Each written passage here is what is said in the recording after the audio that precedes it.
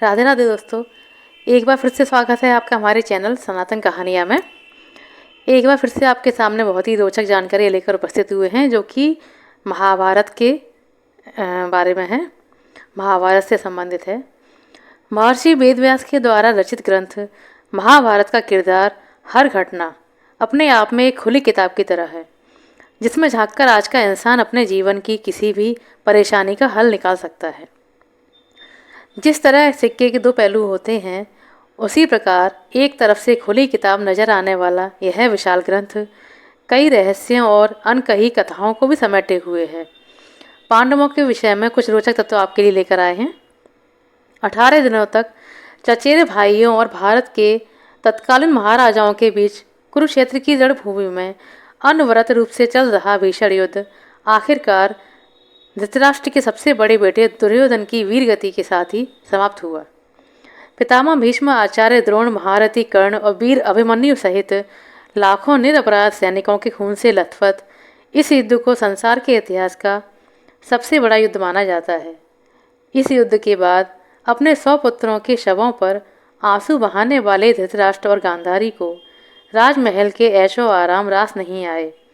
सभी सुख सुविधाओं के बावजूद भी उन्होंने राजमहल की चार दीवारी में अपने अकेलेपन को महसूस किया और इस अकेलेपन को दूर करने के लिए उन्होंने राजमहल छोड़ दिया और अपने जीवन के आखिरी पलों तक जंगल में निवास किया। दूसरी तरफ भगवान श्री कृष्ण का यदुवंश भी श्राप के प्रभाव से धीरे धीरे खत्म हो गया, जिसके चलते श्री कृष्ण जी भी पाँव में एक तीर लगने के बहाने अपनी लीला समाप्त करके इस लोक से चले गए। इंद्रप्रस्थ और हस्तिनापुर के नए सम्राट युधिष्ठिर ने भी अपने राज्य के विस्तार हेतु अश्वमेध यज्ञ करवाया और अपने भाइयों के साथ 36 वर्षों तक राजसी जीवन बिताया। उसके बाद उनको लगा कि धरती पर उनका कार्य पूर्ण हो गया है और पृथ्वीलोक छोड़ने का समय आ गया है। अब देखते हैं कि युधिष्ठिर का स्वर्गगमन कैसे हुआ। युयुत्सु को संपूर्ण राज्य की देखभाल का जिम्मा देने के बाद पांडवों ने अभिमन्यु के पुत्र परीक्षित को हस्तिनापुर का नया सम्राट घोषित किया और सुभद्रा को सबके लालन पालन की जिम्मेदारी देने के बाद महर्षि वेदव्यास से आज्ञा लेकर पांचों पांडव द्रौपदी सहित परलोक गमन की यात्रा पर चल पड़े। अर्जुन ने लोभवश अपने गांडीव धनुष और तरकश का त्याग नहीं किया, इसलिए पांचों पांडव कई नदियों, पहाड़ों और समुद्रों की यात्रा करते हुए लाल सागर पहुँचे। वहाँ अग्निदेव प्रकट हुए और उन्होंने अर्जुन से गांडीव धनुष का त्याग करने के लिए कहा, क्योंकि उनका कार्य भी पूर्ण हो चुका था। अग्निदेव को गांडीव और तरकश देने के बाद पांडव अपने मार्ग में आगे बढ़े, जहाँ से एक कुत्ता भी उनके साथ हो लिया। उत्तर दिशा से पृथ्वी की परिक्रमा करने के बाद केदारनाथ में पांडवों को भगवान शिव के दर्शन हुए, जिन्होंने उनके लिए स्वर्ग का मार्ग प्रशस्त किया और आगे बढ़ने की आज्ञा दी। बालू भरे समुद्र को पार करने के बाद पांडवों ने सुमेरु पर्वत के दर्शन किए और अपनी यात्रा पर आगे बढ़े। द्रौपदी के लिए यात्रा काफ़ी कठिन थी, इसलिए भीम ने एक शिला को सरस्वती नदी में बीचों बीच डाल दिया, जिस पर चलकर द्रौपदी ने सरस्वती नदी को पार किया। हम जानते हैं कि द्रौपदी की मृत्यु क्यों हुई। कहा जाता है कि माड़ गांव में सरस्वती नदी के उद्गम स्थल पर आज भी वह चट्टान मौजूद है जिसे वर्तमान में भीम पुल के नाम से जाना जाता है, जो कि भीम द्वारा द्रौपदी जी के लिए बनाया गया था। थोड़ी दूर चलने के बाद द्रौपदी एक जगह पर लड़खड़ाते हुए गिर गई, जिसे देखकर भीम ने युधिष्ठिर से पूछा कि द्रौपदी ने आज तक कोई पाप नहीं किया, फिर उनके साथ ऐसा क्यों हुआ। इसके जवाब में युधिष्ठिर ने भीम से कहा कि द्रौपदी हम पांचों भाइयों में सबसे ज़्यादा अर्जुन से प्रेम करती थीं और इसलिए वो यात्रा के बीच में ही लड़खड़ाकर गिर गई हैं।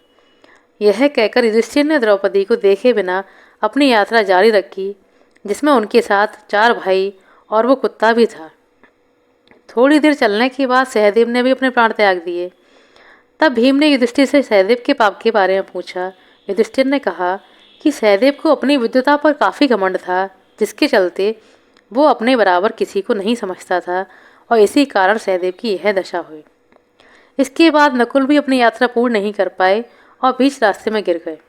जब भीम ने इसका कारण पूछा तो युधिष्ठिर ने बताया कि नकुल को अपने रूपवान होने का अभिमान था, नकुल के बाद धनुर्धर अर्जुन भी गिर पड़े, जिसके कारण में बताते हुए युधिष्ठिर ने कहा कि अर्जुन को अपने पराक्रम और युद्ध कौशल पर काफ़ी अभिमान था। उन्होंने कहा था कि एक ही दिन में अपने शत्रुओं का अंत करने का साहस है मेरे पास, लेकिन ऐसा नहीं हुआ और यही कारण है कि अर्जुन की यह हालत हुई। सभी भाइयों के पाप का हिसाब देते हुए युधिष्ठिर उस कुत्ते और अपने भाई भीम के साथ आगे बढ़ते जा रहे थे। तभी एक जगह महाबली भीम भी गिर पड़े और सभी भाइयों की तरह अपनी गति का कारण पूछने पर युधिष्ठिर ने भीम से कहा कि तुम बहुत खाते हो और अपने बल का झूठा प्रदर्शन करते हो। यही कारण है कि तुम आज इस अवस्था में, मतलब इस गति को प्राप्त हुए हो। इसके बाद युधिष्ठिर अपनी यात्रा में आगे बढ़ते गए, जिसमें उनके साथ अब सिर्फ वह कुत्ता ही बचा था। अब जानते हैं कि युधिष्ठिर को कैसे मिले कुत्ते के रूप में भगवान। युधिष्ठिर थोड़ी दूर चले थे कि देवराज इंद्र अपने रथ के साथ युधिष्ठिर को स्वर्ग ले जाने के लिए उनके सामने प्रकट हो गए। देवराज इंद्र को अपने सामने देखकर युधिष्ठिर ने कहा कि उनके चारों भाई और द्रौपदी यात्रा के बीच में ही गिर गए थे और उनको भी अपने साथ में ले लिया जाए। इसके बाद इंद्र ने युधिष्ठिर को बताया कि उनके भाई और द्रौपदी शरीर त्याग कर पहले ही स्वर्ग पहुंच गए हैं और अब आपको शरीर सहित स्वर्ग जाने का मौका मिला है। इसके बाद युधिष्ठिर ने इंद्र से कहा कि यह कुत्ता भी उनके साथ स्वर्ग जाएगा, लेकिन इंद्र ने इसके लिए मना कर दिया। इंद्र के बहुत समझाने पर भी युधिष्ठिर उस कुत्ते के बिना स्वर्ग चलने के लिए तैयार नहीं हुए। तब कुत्ते के रूप में वहां उपस्थित यमराज अपने असली रूप में प्रकट हो गए।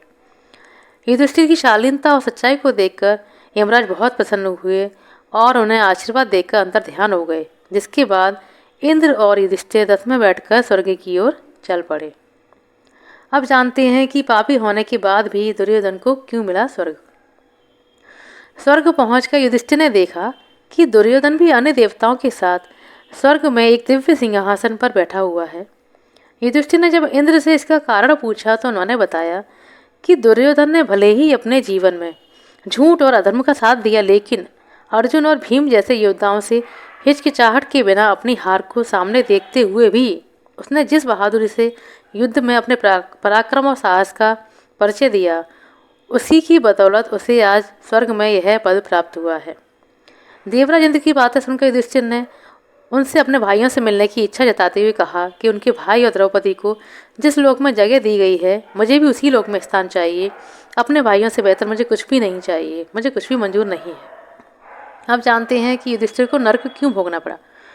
इसके उत्तर में इंद्र ने युधिष्ठिर को एक देवदूत का अनुकरण करने को कहा, जो उन्हें उस लोक में ले जाने वाला था जहाँ युधिष्ठिर के भाई और द्रौपदी मौजूद थे। देवदूत के साथ चलते चलते युधिष्ठिर एक ऐसे मार्ग पर पहुंच गए जहां बहुत अंधेरा था और चारों तरफ से बदबू आ रही थी।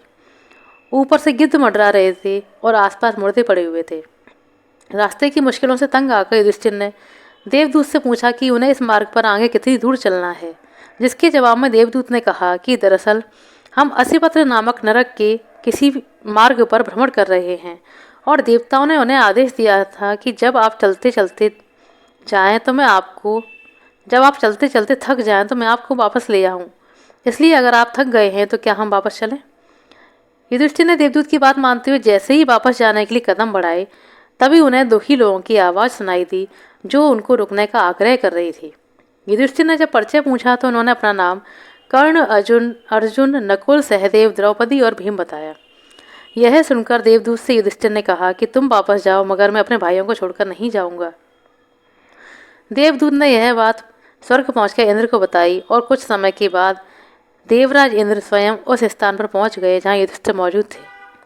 इंद्र ने युधिष्ठिर को बताया कि कुरुक्षेत्र के युद्ध के दौरान उन्होंने जिस झूठ का सहारा लेकर आचार्य द्रोण का वध किया था, उसी की बदौलत उन्हें कुछ समय के लिए नरक में गुजारना पड़ा। अब उन्हें स्वर्ग चलना है जहाँ उनके भाई पहले से मौजूद हैं। इसके बाद युधिष्ठिर ने देव नदी गंगा में स्नान करके मानव शरीर का त्याग किया और दिव्य रूप धारण किया और उसी रूप में स्वर्ग पहुंच गए जहां अर्जुन, भीम, नकुल और सहदेव उनका इंतजार कर रहे थे।